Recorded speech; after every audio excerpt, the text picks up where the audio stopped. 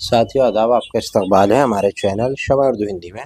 आज हम करेंगे NIOS क्लास 12 हिस्ट्री यानी तारीख़ 315 का सॉल्व किए में 2024-25 और इसकी PDF भी अवेलेबल है। Notes, practical assignment, online offline classes, important question bank के आंसर सब अवेलेबल हैं।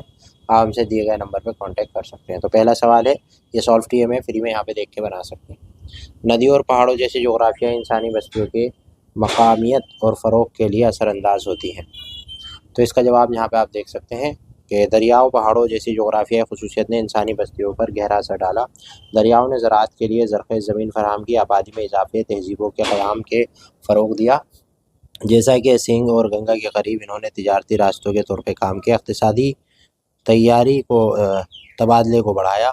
इसके बरक्स पहाड़ों ने कुदरती रुकावटों का तौर पर काम किया जो कम्युनिटेड के हमलों से बचाता है और सकाफ़ती तन्हाई का बाइस बनता है। ठीक है जी। इसके बाद दूसरा सवाल है और दूसरा जवाब है। पेज नंबर डाल के लिखिएगा। सवाल उतारिएगा ब्लैक से और जवाब नीले से, ब्लू से, है ना। दूसरा सवाल है, 6ठी सदी क़ब्ल मसीह के दौरान नई मज़ाहिब के ज़हूर में इश्तराक करने वाली समाजी और माशी सकाफ़ती अवामिल का तज्ज़िया करें। तो जवाब है, 6ठी सदी क़ब्ल मसीह में जैन मत और बुद्ध मत जैसे नए मज़हब का ज़हूर हुआ। समाजी, इक़्तिसादी, सकाफ़ती तहज़ीबों की वजह से हुआ। ज़राअत और तिजारत में बेहतरी के बाइस शहरकारी हुई। समाजी अदम मसावत और बदअमनी पैदा हुई। बढ़ती हुई ताजिर तबक़े ने रिवायती ब्राह्मणी दर्जाबंदी से आगे बढ़कर हैसियत की तलाश की। तशद्दुद और लालच जैसे समाजी मसाइल के जवाब में नए मज़ाहिब ने अमन और मसावत और अखलाकी ज़िंदगी पर ज़ोर दिया। सवाल नंबर 3 है, इसका ए पार्ट करा है मैंने। उन अहम अवामिल का जायज़ा जिनके सबब विजयनगर ममलकत और भीमनी सल्तनत के दरमियान लंबे वक्त तक लड़ाई हुई। इसका जवाब आपको देख सकते हैं, अगले पेज पे मिला हुआ है। यहाँ पे आपके जवाब लिखेंगे। विजयनगर सल्तनत और बहामानी सल्तनत के दरमियान तवील तनाज़े, इलाक़ाई तनाज़ात, इक़्तिसादी दुश्मनी और तिजारती रास्तों पर कंट्रोल की वजह से हुआ। विजयनगर सल्तनत का मकसद दक्कन पर अपना असर व रसूख बढ़ाना था, जबकि भीमनी सल्तनत ने अपनी ताकत को मजबूत करना और अपने इलाक़ों की हिफाजत करने की कोशिश। मजहबी अखलाकियात ने भी कशीदगी की हुई, क्योंकि दोनों सल्तनतें बतरतीब हिंदू मुस्लिम अक्सरियत थी। चौथा सवाल है, उसका जवाब है, नौआबादियाती मुखालफत जद्दोजहद पर दूसरी जंग अज़ीम के असरात की तनक़ीदी जायज़ा लिखिए। तो दूसरी जंग अज़ीम ने नौआबादियाती मुखालफत जद्दोजहद पर एक तब्दीली का सज़ा है, जिसने एशियाई, अफ्रीकी और क्रिसेन में मज़ाहमती तहरीकों का तेज़ किया। ठीक है, चौथे का जवाब आप देखेंगे और आगे भी है। जंग ने नौआबादियाती ताकत के ढांचे में खलल डाला और यूरोपीय सल्तनतों को कमज़ोर को बेनकाब किया। लाखों नौआबादियाती सिपाहियों को, जिनमें 50 लाख हिंदुस्तानी भी शामिल थे, खस्ताई हुकूमतों के ख़िलाफ़ इत्तेहादियों के लिए लड़ने के लिए भर्ती किए गए। जो नौजवान जो खुद ख्वाबी दे रहे थे, यूरोपी ना तो नाकाबिले तस्ख़ीर थे और ना ही फितरी तौर पर बरतर थे। मज़ीद बरा यह है कि नौआबादियाती फ़ौजियों और दीगर क़ुव्वतों के दरमियान राब्ते ने इनके नुक़्ता नज़र को वसी किया। दूसरे नौआबादियाती लोगों के हाथ यकजहती को मजबूत किया। जंग के बाद बहुत सी फ़ौजी एक नई आगही के साथ वापस आए। एशिया में नौआबादियाती मुखालफत तनाज़ात शदीद इख्तियार कर गए थे। इसके बाद 5वां सवाल है, जिसका बी हमने पाठ करा है। गुन सिंह की अंदरूनी साख्त की तनक़ीदी जायज़ा लीजिए।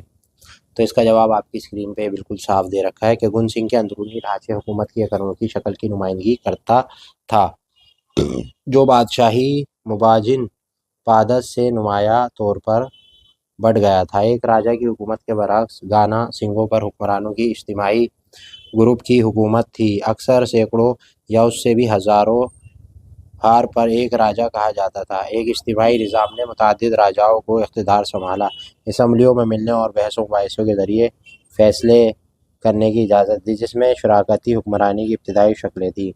असम्बली के इजलास फ़ैसला साजी के मरकज़ी हैसियत रखता था, जहाँ दिफ़ा, वसाइल की तफ़हीम और इंतज़ाम जैसे मामलात पर तबादला ख़याल किया गया और इस पर वोट दिया जाता था।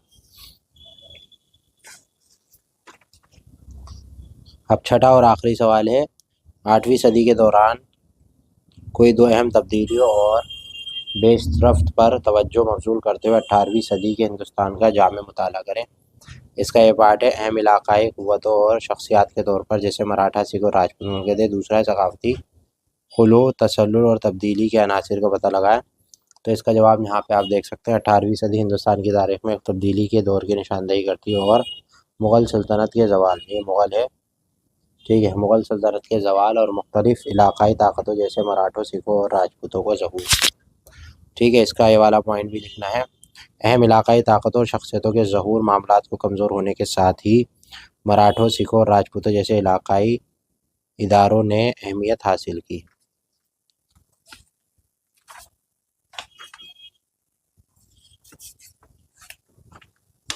ٹھیک ہے، تو اس کے بعد یہاں پہ بھی ہے، یہ لمبا ہے اس کا۔ تو مراٹھا سب سے مضبوط طاقت کے طور پہ ابھرے، جس نے اپنی اثر و رسوخ کو وسطی ہندوستان میں باجی راؤ اول اور اس کے جانشینوں کے تحت بڑھایا اور ان کی حکمرانی کو انتظامی صلاحیتیں، محصولات کی وصول اور فوجی طاقت سے نشان زد کر دیا گیا۔ سکھ سلطنت نے 18ویں صدی کے آخر تک مہاراجہ رنجیت سنگھ کے متحرک قیادت میں پنجاب کے علاقے میں ابھری۔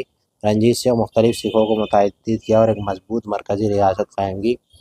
دار اثنا راجپوتوں کی خود مختاری کی سطح کو برقرار رکھا۔ مغلوں مراٹھوں دونوں کے ساتھ اتحاد کو متوازن رکھا۔ جے پور، جودھپور اور جے پور جیسی ریاستوں نے اہم ثقافتی اور سیاسی خود مختاری کو برقرار رکھا تھا۔ اس کے بعد بھائی اگلے پیج پہ آ جائیں گے، ثقافتی نشو، تسلسل اور تبدیلی کے عناصر پر ہندوستان میں 18ویں صدی ترتیب اور دور تھا، جس میں روایتی طور پر تسلسل اور علاقائی تنوع اور بیرونی اثرات کی وجہ سے تبدیلی آئی۔ تسلسل اور کلاسیکی فنون فن تعمیر کے تحفظ میں واضح تھا۔ ادب، مغل فنکارانہ روایت جاری تھا، خاص طور پر حیدرآباد جیسے خطوں میں جہاں فارسی ثقافت مضبوط رہی۔ راجستھان اور پہاڑی علاقوں میں مخصوص طرزوں کی نشو و نما کے ساتھ منی ایرچیٹنگ کا مطلب ہوتا ہے کہ پروان چڑھی مغل تہذیب کو محفوظ رکھتے ہوئے علاقائی شناخت کی عکاسی کرتی ہے۔ اس کے ساتھ ہی تبدیلی ہوئی تاجروں، خاص طور پر برطانوی فرانسیسیوں کے ساتھ بات چیت کرنے کے ذریعے ہوئی۔ اب اس کے بعد جو ہے آخری ہے یہ کہ 18ویں صدی میں جدید ہندوستان کی تشکیل دیا۔ 18ویں صدی کے سیاسی، ثقافتی اور فنی جدید ہندوستان کو نمایاں طور پر متاثر کیا۔ مرکزی اختیار کے زوال نے علاقائی طاقتوں کے عروج کو فروغ دیا، جس کے نتیجے میں تکثیری طرز حکومت کے ڈھانچوں کو فروغ ملا۔